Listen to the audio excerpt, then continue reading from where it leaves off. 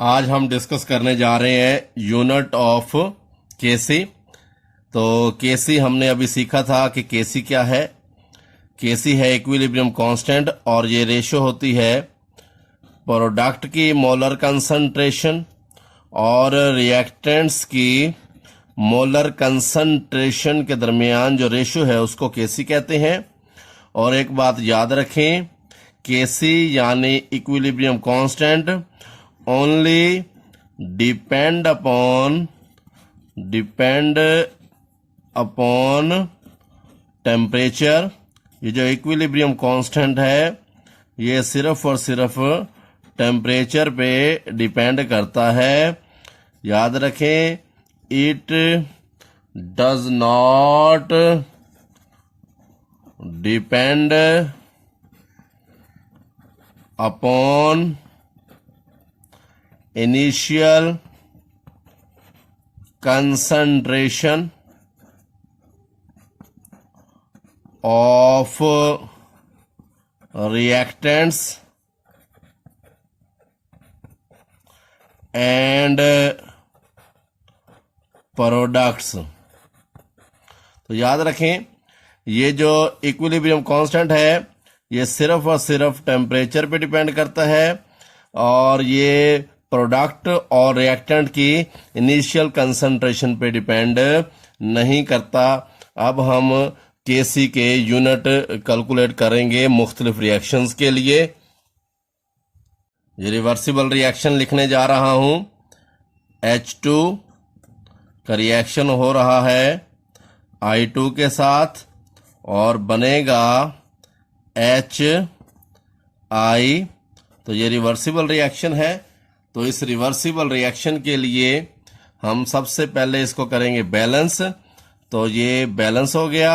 अब हम इसके लिए लिखेंगे केसी इक्विलिब्रियम कांस्टेंट एक्सप्रेशन। तो केसी लिखने का सिंपल तरीका है कि प्रोडक्ट की मोलर कंसंट्रेशन ऊपर और रिएक्टेंट की मोलर कंसंट्रेशन को नीचे लिखा जाएगा। तो गौर करें, यहां हम लिखेंगे HI क्योंकि प्रोडक्ट है तो इसकी मोलर कंसंट्रेशन और HI का कोएफिशिएंट 2 है तो ये इसकी पावर हो जाएगी।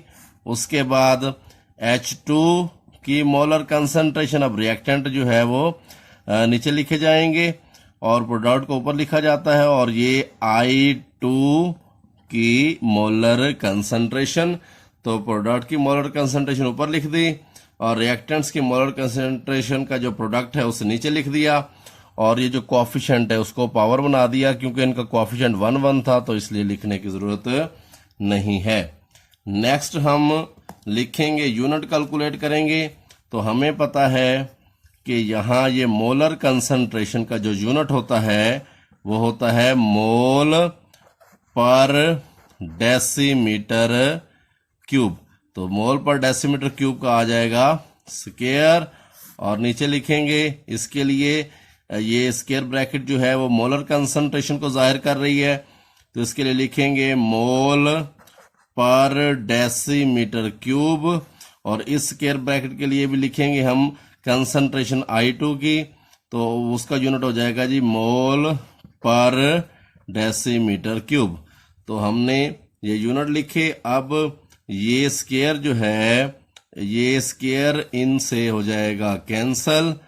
तो अब केसी जो है इसका होगा 9 यूनिट। तो हमने ये देखा कि इस रिएक्शन के लिए केसी का कोई यूनिट नहीं है, केसी का कोई यूनिट नहीं निकला। वजह क्या है कि 1 मोल जो है वो H2 है और 1 मोल I2 है। तो रिएक्टेंट के टोटल मोल हो गए 2 और प्रोडक्ट के 2 मोल हैं, यानी रिएक्टेंट के 2 मोल हैं और प्रोडक्ट के भी 2 मोल हैं। तो जिन रिएक्शन में रिएक्टेंट्स और प्रोडक्ट के मोल इक्वल होते हैं केसी का कोई यूनिट नहीं होता। तो इस रिएक्शन के लिए केसी का कोई यूनिट नहीं है क्योंकि रिएक्टेंट्स और प्रोडक्ट्स के जो हैं वो मोल इक्वल हैं। तो हम कह सकते हैं KC has no units, KC के कोई यूनिट नहीं होते when number of moles of reactants के जो मोल हैं are equal to number of moles of products, यानी जब प्रोडक्ट्स के मोल और रिएक्टेंट्स के मोल बराबर हों, जैसे इस रिएक्शन में एक और एक 2 मोल रिएक्टेंट के हैं और 2 मोल प्रोडक्ट के हैं, तो इस रिएक्शन के लिए केसी का कोई यूनिट नहीं है और हम कह सकते हैं कि KC has no unit. KC के यूनिट नहीं होंगे, कब नहीं होंगे? When number of moles of reactant are equal to number of mole of product. ये पेपर में क्वेश्चन भी आ चुका है कि केसी के यूनिट कब नहीं होते, तो केसी के यूनिट तब नहीं होते जब रिएक्टेंट्स के मोल और प्रोडक्ट्स के मोल बराबर होते हैं बैलेंस केमिकल इक्वेशन में।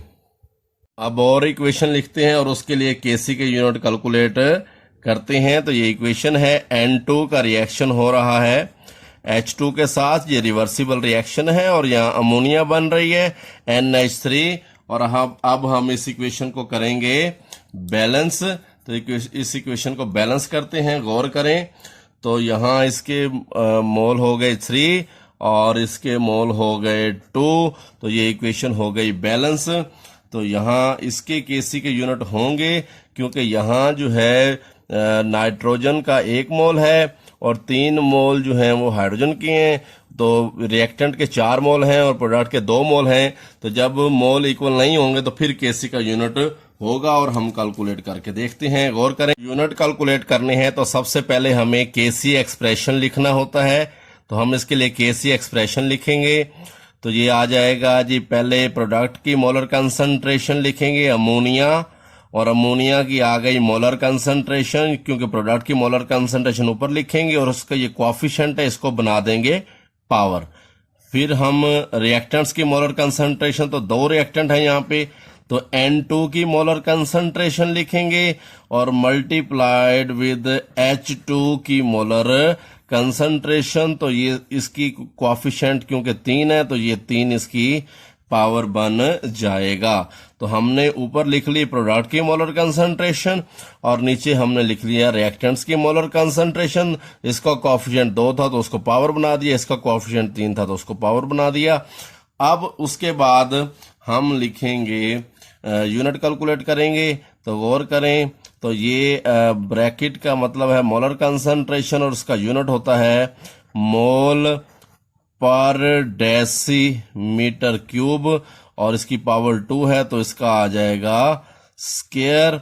उसके बाद N2 की मोलर कंसंट्रेशन के लिए लिखेंगे तो आ जाएगा मोल पर डेसीमीटर क्यूब, और उसके बाद हम लिखेंगे H2 की मोलर कंसंट्रेशन के लिए यूनिट, तो मोल पर डेसीमीटर क्यूब और इसका ये आ जाएगा क्यूब, यानी उसकी पावर 3 आ जाएगी। उसके बाद हम क्या करेंगे कि इसको हम इस तरीके से लिख लेते हैं, मोल पर डेसीमीटर क्यूब और इसका ये आ गया स्क्वायर, और इनको हम लिख लेते हैं मोल पर डेसीमीटर क्यूब, और उसके लिए लिख लेते हैं क्यूब के लिए मोल पर डेसीमीटर क्यूब अलहदा लिख लेते हैं, और मोल पर डेसीमीटर क्यूब का स्क्वायर हम अलहदा लिख लेते हैं। तो इस तरीके से भी लिखा जा सकता है। तो ये इसका आ गया स्क्वायर। अब ये स्क्वायर जो है इससे हो जाएगा कैंसल, तो आ जाएगा 1 ओवर मोल पर डेसीमीटर क्यूब, ये भी मोल पर डेसीमीटर क्यूब है और ये भी मोल पर डेसीमीटर क्यूब है, तो इसका हो जाएगा स्क्वायर। और फिर इसको हम लिख सकते हैं 1 ओवर मोल स्क्वायर और डेसीमीटर क्यूब माइनस ये हो गया ये 6, ठीक है। और उसके बाद जब हम इसको ऊपर लेके जाएंगे तो इसकी पावर हो जाएगी माइनस, तो मोल ये पावर आ गई इसकी 2 और उसके बाद डेसीमीटर क्यूब प्लस 6, तो ये माइनस ऊपर जाके प्लस हो जाएगा और ये प्लस जो है वो ऊपर जाके माइनस हो जाएगा। तो ये हमारे पास आ गया केसी का यूनिट। तो इस तरीके से हम केसी का यूनिट कैलकुलेट कर सकते हैं। याद रखें कि जब भी किसी रिएक्शन के लिए केसी का यूनिट हमने कैलकुलेट करना है तो बैलेंस इक्वेशन होनी चाहिए। सबसे पहले हम केसी एक्सप्रेशन लिखेंगे और फिर यूनिट्स जो है वो पुट करके और उनको कैलकुलेट करेंगे। लेकिन ये बात भी याद रखें कि जब मोल इक्वल होंगे तो फिर केसी का यूनिट कोई नहीं होगा, यानी रिएक्टेंट और प्रोडक्ट के मोल जब इक्वल होते हैं तो केसी का कोई यूनिट कोई नहीं होता, और अगर मोल इक्वल ना हो तो केसी के यूनिट होते हैं। अल्लाह हाफिज।